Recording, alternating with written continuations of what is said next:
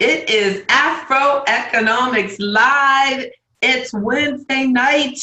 If you're looking at it recorded on Saturday, well, it was live on Wednesday. Go to AfroEconomics.com and make sure you register to hang out with Mr. Bozeman, Ms. Cotman, Dr. Williams, Dr. A. Oh my goodness, you could be in the webinar right now. So go to AfroEconomics.com, the website behind you. Go to the event and register so that you're invited to everything and you can participate and you can give me feedback. One of my key questions tonight was, do you think that being thankful and being grateful are different? Because I'm working on the Soul of Your Money, my Bible-based podcast and information, and I just wanted to get some feedback on. And Mr. Bozeman says there can be a difference between that. Grateful is a mindset and thankful can be response to a specific act. That's right. That's right. So definitely make sure you check it out on this Sunday. And I'll be talking about being thankful versus being grateful. And we want to indeed be both. And I am thankful for you. I appreciate you so much. I am JB Bryan, the Chief Investment Officer, Investment Advisor, and President of JB Bryan Financial Group, a registered investment advisory firm and the home of AfroEconomics, a strategic financial management program designed for the advancement of Black wealth in America and abroad. And I thank you for making it possible. I appreciate you. Tonight's topic is Slim and Queen, or Queen and Slim.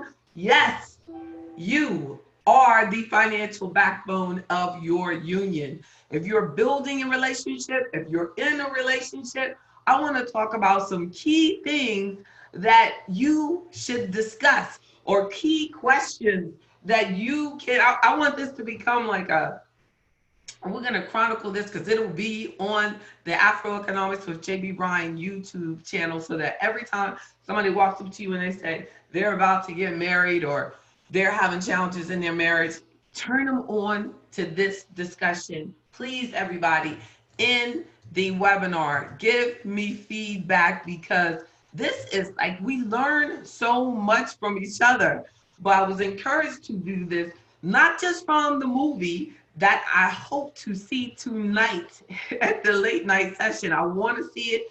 Hey, I want to come out strong for Queen and Slim, but but most importantly, because I was in a session had a group of ladies that retired this year, and one of them has been married for a long time, and she was talking about how everyone had told her when she first got into her marriage that how to handle her finances and what to do. And she and her husband just didn't listen, because they had been together years before they got married and they did things a certain way. And here they are almost 40 years later together. And they were saying that some of the other people had broken up, and that if they had changed their flow by listening to these other people, then maybe they could have ended up with a lot of problems also. Right, Evelyn? How are you, Evelyn? How are you, Miss Jones? Mr. Smith, thank you for hanging out with me. Mrs. Sakara, good to see you. Indeed. Monica, Nita, Mr. Martin. Yes, y'all, this is great. Mr. Cotman and Mrs. Cotman, great to see y'all out here tonight. And Barbara, Andrea, and all of our callers in the 301, the 202, and the 804, I appreciate you all. So let's go through these key things that I think can help you as a couple. A first thing to think about, or I want to make sure that you realize that this discussion, I hope, should be less about numbers and more about values. I believe that to build your financial house as a couple, that you have to talk about vision, dreams, goals, and developing a mindset for your family, for your union, for your People, your family that you're building together is watching you. So My first question that you should ask one another or consider at any point in your relationship, what is your vision? What does your financial future look like? What do you see? What are you trying to create with your life? What is the footprint? Like the first principle of Afroeconomics, what is your legacy? What's your vision? What's your why? Right? And then a second point, and we're talking about financial tips for couples, and a lot of you watching me right now are single, and so this is how you're going to approach your relationship, and you're at an advantage because you're single, so that you can prep these things in your mindset of how to help us, make sure that we're making good choices as we progress. And then a second point is, what money habits are in your mindset? Like, how were your parents about money? How did your parents handle money? Or are you a child of a single parent? Was the single parent, was she really on top of her game? Or were you raised by your father and he was very particular about money and was very generous, but yet very strict, and didn't believe in any holidays? But because you want to see how these money habits or the money mindset, did you grow up in a household that says money doesn't grow on trees, and you really don't believe that you can develop wealth? Because sometimes those negative money mindsets, or did you grow up in a household that said rich people are evil and mean, and rich people steal, and everybody developed their wealth by taking from someone else? Like, you want to see how your loved one views money, and you have to realize that these things from their past sometimes impact how they manage their money in your relationship, because they may have been brought up by someone who says, if you have money, then you're wrong or you're bad because you have money. So they have that mindset, so they may tend to waste money and always separate themselves from money because they feel that having money is bad. Telling y'all, it happens. It is true for too many people in our community who don't feel that they're even worthy of having the money that they truly deserve. We deserve to be wealthy.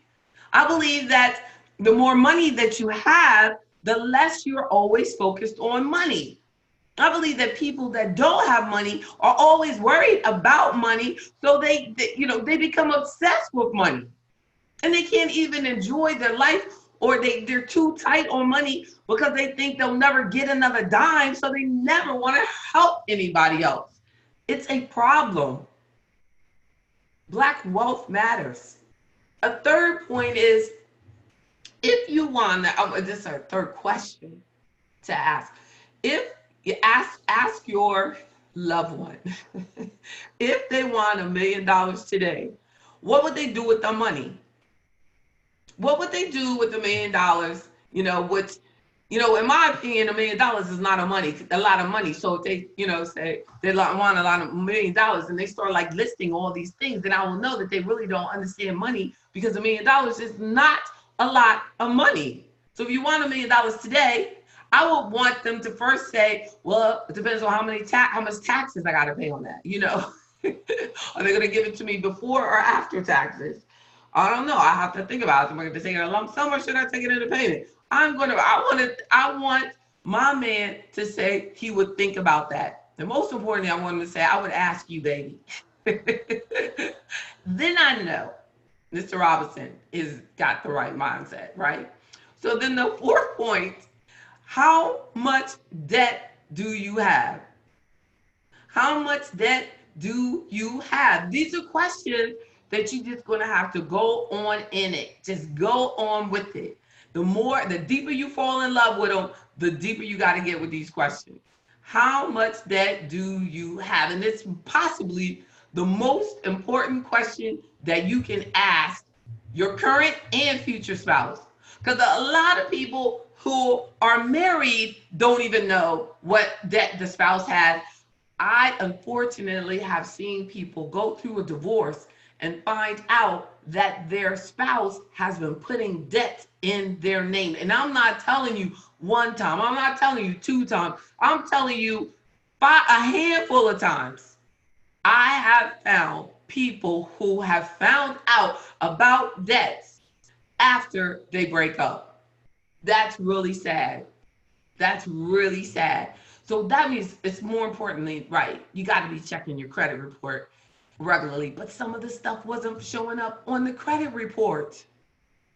Oh, I see you. Yeah. Yeah. So what about, so here's the fifth point. What is the maximum that you can spend? Now, this is really for married folk who may have an account together. So what is the maximum that you think that you should spend, that you can spend without talking to each other? Is it $1 million? $1 million. Is it $1,000? Or is it $500? Or is it $100? If you have a joint account and somebody spends $500 out of that account, is that gonna cause you a problem? What is the maximum they can spend out of that account you have together that they need to consult with you about? And there might be couples out there that say, together, I want to know what you're spending on your money, our money, everybody's money. I want to keep up with everybody's money, So they might be like that. I personally don't want to keep up with your individual money, but if I had a joint account, it would be important to me if I'm using that account as well. So everybody deserves to just do it according to your rules. What is the basis? But you have to talk these things through. But I think that's a valid question. What is the maximum that can be spent out of that account without having to talk to each other? And then a sixth point would be, or sixth question is, who will be in charge of making sure that the bills get paid or not?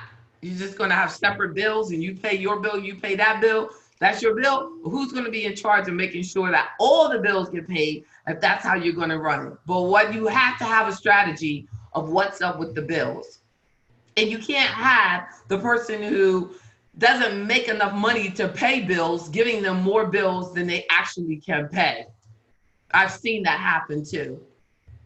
Right? You want to be, make sure that you want success. You don't want anyone over there stressing out when they have $2,000 of bills to pay and they only bring home $1,800. I mean, really? So a seventh point is investing. Investing. How do you feel about investing? Do you like the stock market? Do you understand the stock market? Talk to them.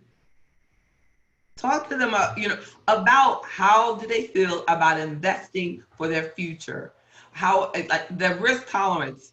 If you have a family membership in AfroEconomics, and it's amazing because when we do the risk analysis, it's not a group thing. The risk analysis is individual. So each of you get the risk analysis to do. Each of you answer your unique questions.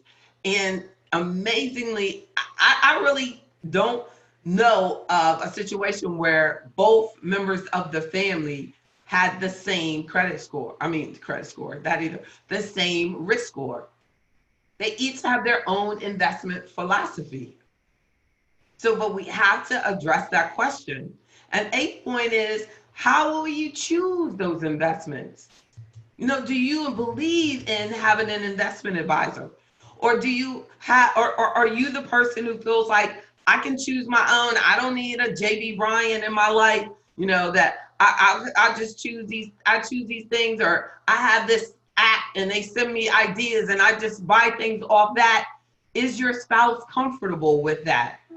Or is your spouse a person who wants to have someone who is accountable, that's licensed, and have, an account that you both can see and understand why you're purchasing these investments? There might be one person who believes in having a financial advisor and another person who believes that they can be a barber and an investment advisor too, and they want to do all of the investment for the family, that's cool. Or they're a plumber, or they're a doctor, and they want to do whatever their profession. They feel like they are also would be great at choosing the investments for the family. But you got to get to know their mentality. We got to understand each other. And the ninth point would be, how much do you think we should spend?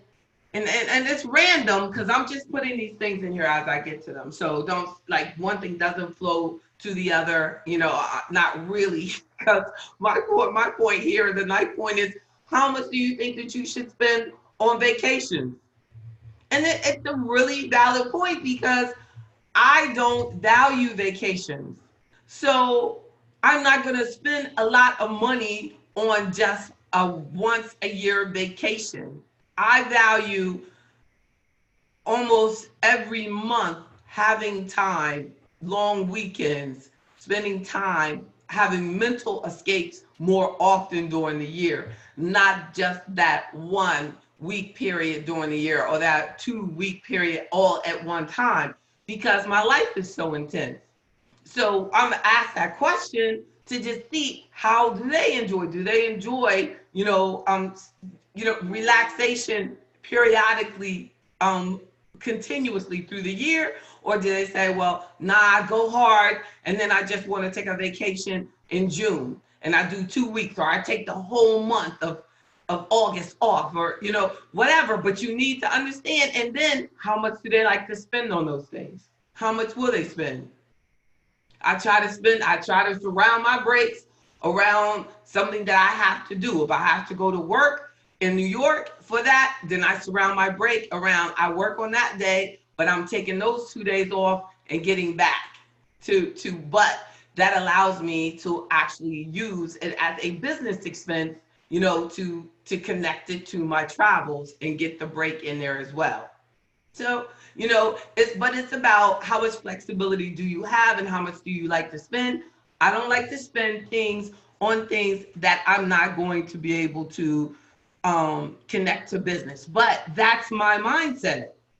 So when you love me, is to love a person with a business mindset as well, but it's about communicating those things through. It's about communicating your specific mindset, because you may actually, be in a relationship with someone with a totally different money mindset than you, or be married to someone with a totally different mindset than you. They may love having a timeshare. Every time they go to the timeshare, they want to increase the money that they spend on the timeshare, and they, always upgrade every year and everything. You're going to have to talk that through. If you're not, like I would be, totally irritated by a timeshare. If you're not that type of person, then you're going to have to communicate that through together. And then a ninth point, possibly it could be 10, just stay with me. Did you take out any student loans that I don't know about, or that you do know about, or if you met them, do they have student loans? Do you have student loans? I mean, it's very important. Student loans don't disappear. It's like taxes. How much is it? Keep it real. And then, have you ever declared bankruptcy? Be honest about it. It's, so many people go, oh, wow, we got married and I had no idea, oh my goodness. You can't get married and say, I had no idea. You can do it, but just realize, just don't say it, because you've watched this video. So you can't get married and say, I had it, because you already know better. If the knowledge is here now, hey, you know better. So you have to ask these questions. What do you know? Because if you're considering doing or trying to acquire things together, you're saying, well, we want their vision. The first question was, they want this vision, but they want this great big house, but they have filed bankruptcy last year. They have horrible credit, then, does their vision, is it really in tune with reality, or do they just want you to purchase this all just in your credit? So just make sure that you have an understanding of, are they in tune with reality? Because a lot of times people have like really huge goals and these huge visions, and they want it to happen before they can correct what they had. As long as they're patient and you want to build something together, all of these things can be worked through. But if they're impatient and they want these things to happen quickly, it's not really logical unless you're going to take it on. An 11th point, like, do you prefer, ask them, ask Slim, ask Queen, does she prefer basic or brand names? Does she have to have labels? It's going to help you learn about their spending habits. And watch this, and watch it. You know, if they're constantly spending and constantly broke, before you marry them, they're going to be constantly spending and constantly broke when you marry them. It's not, going to change just because, unless they make a conscious effort. But it's not going to change because you want it to change. People only change because they choose to change, period. And the 12th point, do you like, this is a 12th question. Ask, do they like paying for things, or you will see this? Do they like paying for things with cash, or they put everything on a credit card? And if you're paying with this credit card, or you just using your debit card, or you really using a credit card, do they pay it off at the end of each month? How do they feel about credit? And 13, do you participate in your work retirement plan? If they work somewhere that has a 401k. Well, if the company doesn't have a 401k, are you saving anything towards retirement and towards financial independence, towards the future? And I think that the debt issue is a lot more important than the saving for retirement issue. Because if you can retire today if you have no debt, but if you have the debt, you can't retire. So you have, basically what you're focusing on for retirement is trying to make sure that you have enough money accumulated to pay for your living expenses. You keep your living expenses down, you don't have to have as much money for that. So you can't sit there and be excited about how much money you're putting away when you're accumulating credit card debt all the time. You're kidding yourself. You're just like looking at that lump sum, but in many cases, you've got the money over there working very slow because it's not invested correctly, and then you have the credit card balances over there, or the car, and cars in these big interest rates and interest that you're paying, and the money not growing, but the money charging you. So you're paying big interest charges, but it's not growing enough. So you have to really get the money down to a science and know that you have to be in charge of how your money is invested, how the money is growing, outpacing the cost of living, setting up your goals, keeping the debt low, and making a commitment to that and sticking to it. And then a 14, that's a lot of questions. Well, how do you like to spend your extra money? Right? Do you spend your extra money on like going out partying, or on cars, or on shoes, or on red bottoms? Or how do you spend your extra money? You get a bonus at work. How do you spend it? How do they spend it? What do you think? What's your vision for every time you get an extra dollar? What do? And then how much money do you have set up for an emergency fund? And then a 16th question is, how many kids do you want? Or how many kids do you have? Right? Well, how many kids do you want to have if it's not too late already to ask? But you have to, if you're at an advantage and you're at the beginning of the relationship, how many kids do you want to have? Because you got to make sure that they understand how much it costs to have children. So they're like, yeah, I want to have 5 kids and I want to homeschool. That means she's not planning on working after she has these 5 kids. Homeschool means you're going to stay home and teach the kids. If that's her vision, you need to understand that. Like, she's a rocket scientist, but she wants to marry you. You need to have enough with 5 kids and homeschool after that. Your rocket scientist is not going to be bringing that income in anymore because that's her goal. So we have to make sure. He said, he said, oh, Mrs. Sakara said, $1 million is a lot of money for those who don't have it. That's right. That's the same thing Miss Robinson said. Yes, indeed. $1 million is. $1 million is. Look, $20. Look, $20 is a lot of money if you don't have any. But $1 million can be, is not. $1 million is not a million, and $1 million is not as much as it used to be. Put it like that, and that's because of inflation. And after taxes, we're talking about the lottery. You might be looking at $500,000, but people spend $1 million when they win it, but they really only have $500,000 to spend, so you can actually win the lottery and are worse off than you were before you won because you spend more than you win. Be careful.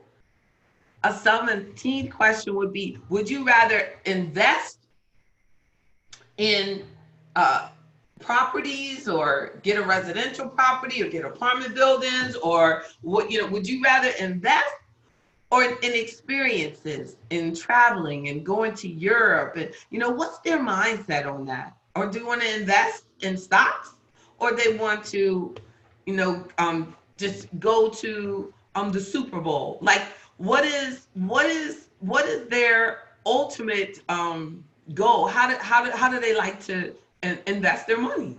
I mean, just really to think about it, because a lot of people don't really worry about having to store up things. They really put more of their effort, more of their money in the quality of their life right now. You might meet that person. Or if you're with an entrepreneur, we have to put money back into our businesses. And I have met a lot of people who are entrepreneur nature, but their spouse is not. So the more they want to have their business work, the more their spouse says, you need to get a regular job. You need to do, they don't support that business. That is something that they should have talked about at the beginning, because going home to someone that does not believe in your dream will end the dream eventually. And you won't even understand what happened, but it will happen. I've just seen it. It will suck the joy out of you, of your dream, and it will end up eventually ruining the relationship, unfortunately, and the business will be ruined. So it's much better to stay true to yourself and then understand and stay true to your dream and say, we can do this together, but I've got to make these sacrifices right now. But if you try to get other people to finance your dream, that's going to be a problem. You cannot. If anybody got to make the sacrifice, it's got to be you. It's got to be you. And then, so an 18th question is, what would you want to happen to your money when you die? You need to know that. What do they want to happen to their money when they die? Do they want the money to come to you? Do they want the money to go to their mom, their dad? Do they want their money to go to their kids they might have had before they met you? What do they want to happen to their money when they die? And then this one lady, she was telling me about this long-term relationship that she had, and that her friend, the long-term relationship, he said that he did not want any of her money to go to her. He wanted all of his money to go to his kids. And she said, well, let's just end it now. They were 20 years deep into that relationship. And she said, let's just end this now, because it's, you don't want to look out for me, and that makes no sense to me. And I've seen that over and over and over. Long-term, even kids together, and they never ask that question. And then, I've seen people who have kids by someone, and then when they pass, they leave the money not to the kids that they have with them, but to the kids they had by someone else before, older kids than the kids that they had. So what would you want to happen to your money when you die? Look them right in the face and ask them. What is their credit score? What is their credit situation? What's their credit look like? Look at it. And then a final, what is their annual salary? How much money do they make at the job that they work at? And do they enjoy their work? Now, of course, these are not questions that you should be asking like at the pop off, like, you're meeting this person. I met like years ago, and I mean, then people try to like, but this man asked me, how much money did you make last year? And I thought that was like the weirdest thing for someone to ask you, like in a, in trying to get to know you person, situation. That's strange. That is like, and Miss Richburg, I know you like that's like a year into it. That's like a prenuptial discussion. Like, I love you. How'd you do last year, babe? Or something like that. As you're about, but not, in your dating. Not at the beginning of the dating, but as you're dating, these are things that gradually will come in. And as you decide that we're really into each other and we're going to get married, then you can sit down and have this talk in a nice, comfortable place. Maybe not hit all 20 of my questions at one time either. Do a series of dinners. Indeed, right, Miss Jones? Do a series, not all at one time. But those are just some thoughts that I was having of what we need to have in our AfroEconomics with J.B. Bryan base, our database of all of the videos that we have in YouTube. I needed to have this one, right? Queen and Slim, financial questions for couples, what we need to address. Sometimes at Valentine's Day, I think last Valentine's Day, I did something called financial compatibility. And that's kind of came into this discussion. But this time, I just want to really, what I'm saying here is get to know each other's mindset, your money mindset. It'll make your life together so much better. One of the key reasons that couples don't work out is because of financial discussions. Like you get things in your mind and certain assumptions. They work at Philip Morris, they work at DuPont, or they work for the federal government, and you're sitting there trying to figure out how much they must make because they are GS-29 and they must make this and this and that. You don't know what bills they have. You don't know what their financial habits are. So even if they made $1 million a month, people have still gone broke because of their mental mindset. So you'll be better off with a man or a woman who is very careful of the money that they spend, and they will always get more. You can build on more, but you can't build on a bad. The word says, be a good guardian over few things, and he will bring us more. We have to realize that all we're doing now in our development stages is building up good habits, making the strength, getting the discipline, learning delayed gratification. You get someone in your life that understands delayed gratification and that you earn what you keep, and that it takes time to build, you got something good going. So you get somebody who thinks that, everything is owed to them, that you can get rich quick, and that they know everything and they don't need to get any advice or go out to get any help from anything and don't have any respect for wise counsel. You have a problem, and it will catch up with you and haunt you and terrorize you forever. So definitely make sure you're aware of those questions. But thank you all so much. I hope that this helped. I hope that you felt the love. It's all about love. That's the key of it. Mr. Bozeman says, thank you. Thank you back. Mr. Bozeman said, this is very thoughtful discussion with some very valuable guidance. You are so good. It's this kind of thoughtful analysis and teaching that made me want to recommend you to my readers. I know that's right, Mr. Bozeman.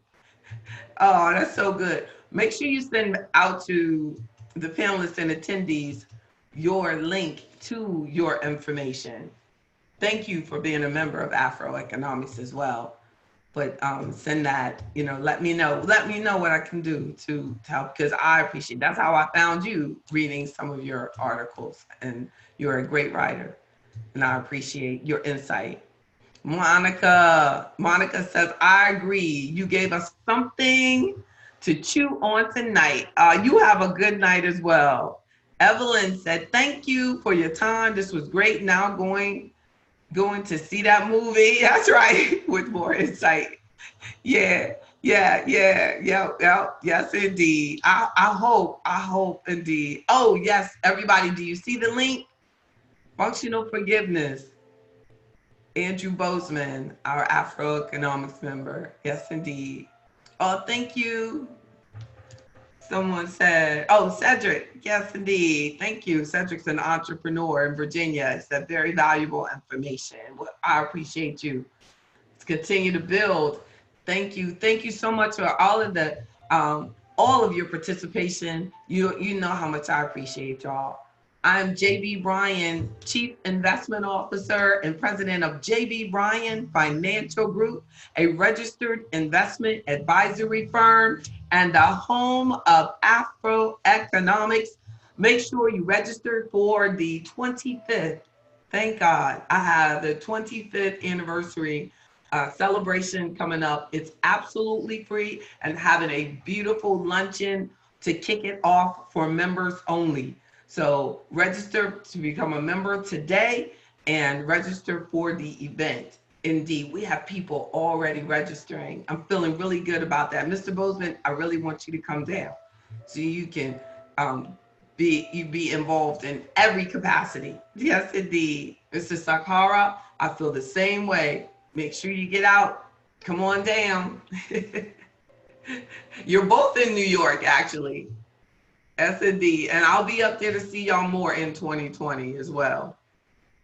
Thank you.